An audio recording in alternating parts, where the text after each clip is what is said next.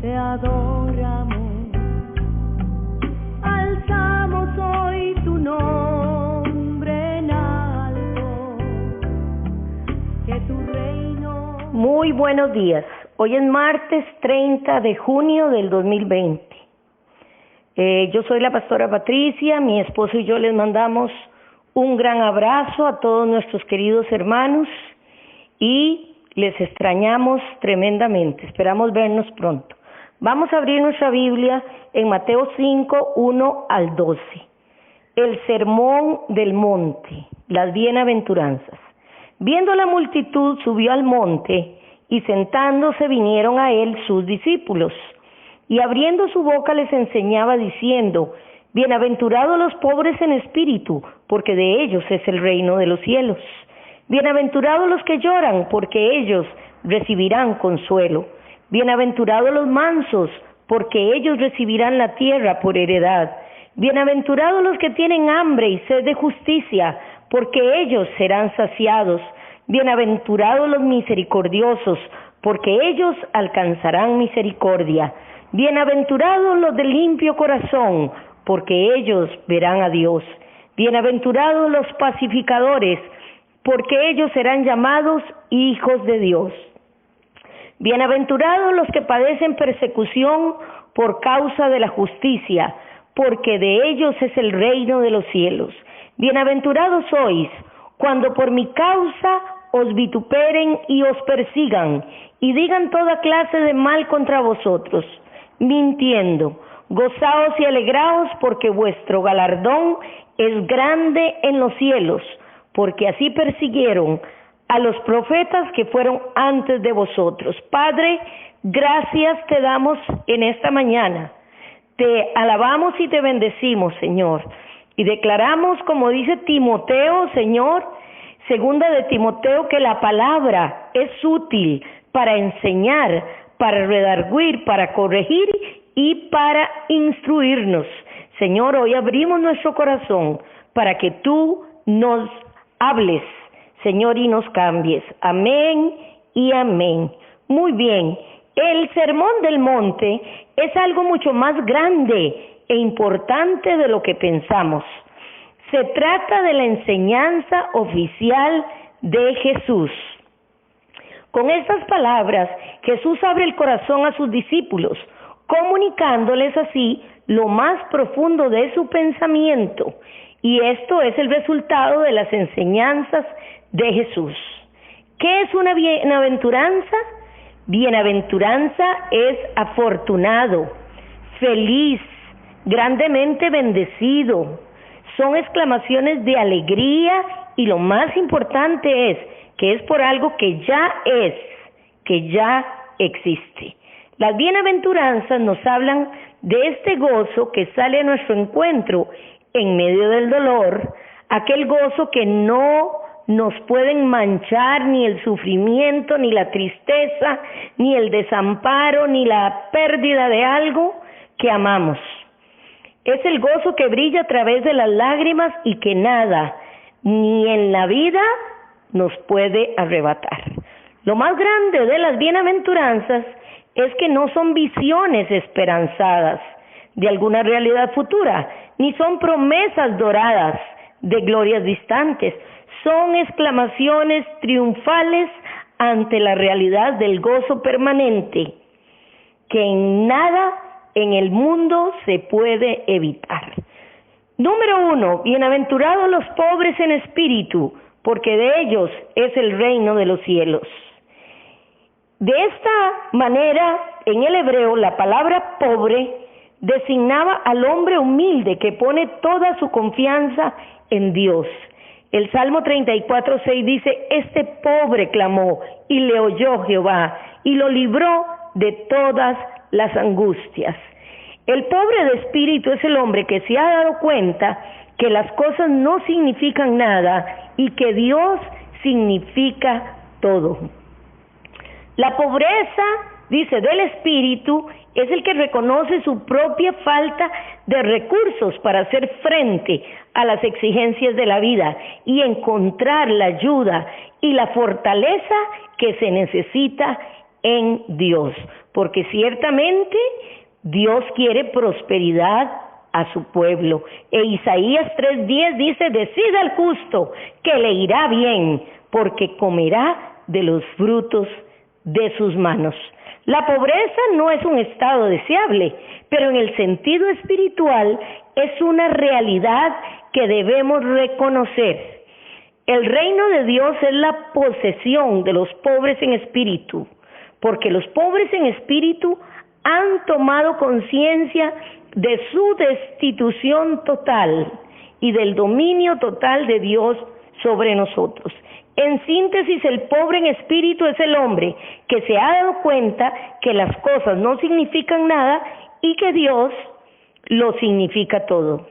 De manera que esta primera bienaventuranza podría decir: ¡qué feliz es el hombre que se ha dado cuenta de su total destitución y que ha puesto toda la confianza en Dios, porque solamente de este modo puede ofrecer a Dios esa obediencia perfecta que lo convertirá en ciudadano del reino de los cielos. Aleluya, qué hermoso, ¿verdad? Número 2, bienaventurados los que lloran, porque ellos recibirán consolación. Lo primero que debe señalarse al estudiar esta bienaventuranza es que la palabra llorar es una palabra que denota en el griego dolor o sufrimiento más intenso que podamos tener. Se define como esa clase de dolor que se apodera hasta tal punto que no se puede esconder ni contener. Y podemos llorar por dos cosas. Lloramos por pérdida de algún ser querido que ha muerto. Podemos llorar por toda esa necesidad de consuelo del Señor, pero también podemos llorar por el pecado y el arrepentimiento. La experiencia que verdaderamente transforma al hombre es aquel momento en su vida cuando se encuentra frente con su propio pecado y se da cuenta lo que éste puede hacer en él. En el mundo se considera como fuerte a quien no llora, pero lo único que se gana con esto es cargarse más. Cuando pasamos por un momento doloroso en la vida, es necesario llorar. Y si llevamos este dolor a los pies del Señor, Él sanará nuestra alma. Él dará sentido a lo que no tenía y Él nos ayudará a superar la prueba. El mismo David dijo en el Salmo 6, me he consumido a fuerza de gemir, todas las noches inundo de llanto mi lecho, riego mi cama con lágrimas. Oh Dios bendito, ayúdanos, Señor. Número 3, bienaventurados los mansos, porque ellos recibirán la tierra por heredad. Linda palabra esta. La mansedumbre es el término medio entre el exceso de la ira y la falta de ella. Por lo tanto, la primera traducción sería: bienaventurado el hombre que sabe enojarse cuando corresponde y que nunca se enoja cuando no corresponde. La mansedumbre es una gran virtud. Mateo 11:29 dice: llevad mi yugo sobre vosotros y aprended de mí, que soy manso y humilde de corazón, y hallaréis descanso para vuestras almas. La mansedumbre es una auténtica humildad que desplaza por completo el orgullo. Sin humildad no puede aprenderse nada, porque el primer paso hacia el aprendizaje es la humildad de reconocer nuestra ignorancia. Mansedumbre describe la humildad, la aceptación de la necesidad de aprender y de la necesidad de ser perdonado. Describe la única actitud posible del hombre hacia Dios. Por lo tanto, una tercera posible traducción en esta bienaventuranza es: bienaventurado el hombre que posee la suficiente humildad como para darse cuenta de su ignorancia, de su debilidad y de la necesidad de ayuda. Número 4, bienaventurados los que tienen hambre y sed de justicia, porque ellos serán saciados. La justicia se define como rectitud y verdad. Para iniciar debemos decir que muy pocos entre nosotros, dadas las condiciones modernas de la vida, sabemos qué es tener hambre o sed. Pero en el mundo antiguo era muy diferente, pues la gente no disponía de agua en sus casas. El que salía de sus casas a trabajar y ganaba muy poco al día, no podían comprar mucho y tampoco había agua fácilmente. El que salía podría ser sorprendido por una corriente de aire caliente, por una tormenta de arena, y no le quedaba más que envolverse en un turbante la cabeza, dar la espalda al viento, mientras la arena se le metía por la nariz y la boca hasta que apenas se podía respirar, y le daba una imperiosa sed que no podía satisfacer, porque no hay comparación, queridos hermanos, con la sed que nos puede dar en estos tiempos. De modo que el hambre de esta bienaventuranza no es un apetito que pueda satisfacerse comiendo un bocado a mitad de la mañana, y la sed no se sacia con una bebida gaseosa. Es el hambre del hombre que durante toda su vida no ha comido lo suficiente como para satisfacerse, y es la sed del hombre que morirá a menos que encuentre agua para beber. Por eso les dije desde el principio que, dadas las condiciones de nuestra vida, no podemos entender esta sed. La pregunta es, ¿hasta qué punto anhelas la justicia? Porque dice los bienaventurados los que tienen hambre y sed de justicia. ¿La quieres en la medida en que el hombre anhela algo para comer o el sediento algo para tomar? En otras palabras, ¿cuál es la intensidad verdadera del deseo de justicia que nos anima? Porque a veces cuando tenemos que tomar una decisión de la justicia, no estamos preparados para el esfuerzo, no estamos preparados para hacer el sacrificio que la justicia demanda. La bienaventuranza la recibe el hombre que, pese a sus fracasos y limitaciones, sigue anhelando apasionadamente la perfección espiritual y moral. De manera que podemos concluir que esta bienaventuranza la podríamos redactar finalmente así: qué feliz el hombre que anhela la justicia total, del mismo modo como el que tiene hambre anhela la comida, o el que muere de sed la bebida. Mateo 6:33 dice: mas buscad primeramente el reino de Dios y su justicia, y todas estas cosas os serán añadidas. Número 5, bienaventurados los misericordiosos, porque ellos alcanzarán misericordia. La misericordia se define como compasión, bondad, gracia, benevolencia. Esta enseñanza es tan especial y clave que casi no requiere explicación alguna. El Nuevo Testamento nos enseña que si queremos ser perdonados, tenemos que ser perdonadores.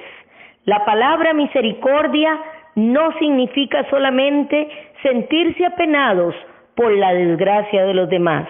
Es la capacidad de entrar en otra persona para ver con sus ojos y para sentir con su corazón. Es experimentar algo en total identificación con otra persona, pasar por lo mismo que esa persona está pasando. Esto es precisamente lo que las personas no hacen, porque están tan preocupadas por sus propias cosas que no tienen tiempo para pensar en los demás. Cuando sienten pena es desde afuera. No se hace el sacrificio deliberado de identificarse en mente y corazón con otra persona. Nosotros, amados hermanos, debemos ser misericordiosos, porque hemos obtenido misericordia. Pedro nos recuerda en 1 de Pedro 2:9, mas vosotros sois linaje escogido, real sacerdocio, nación santa, pueblo adquirido por Dios, para que anunciéis las virtudes de aquel que os llamó de las tinieblas a la luz admirable. Entonces tenemos que reflejar ese amor, esa misericordia, esa bendición de Dios en nuestra vida. Hay 152 versículos en la Biblia que nos hablan de misericordia. El Salmo 57:10 dice, porque grande es hasta los cielos tu misericordia y hasta las nubes tu verdad.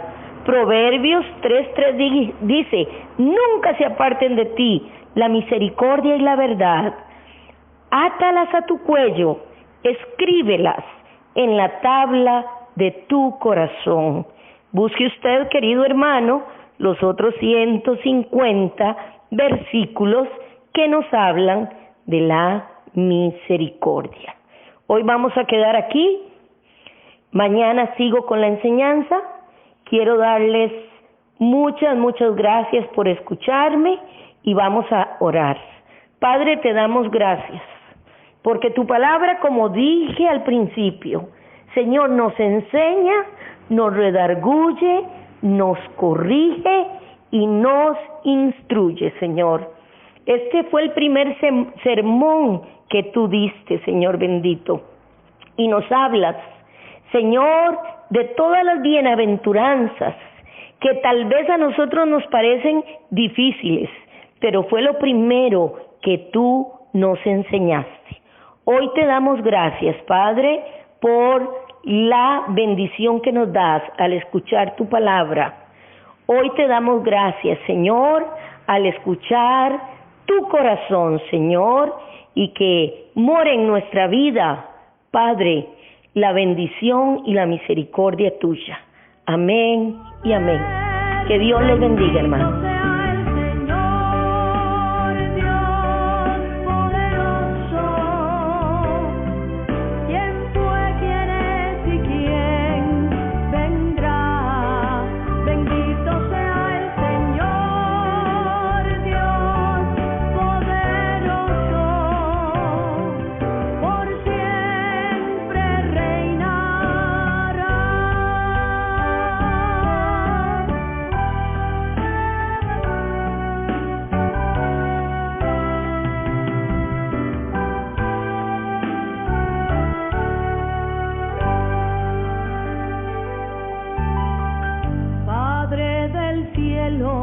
Te adoro.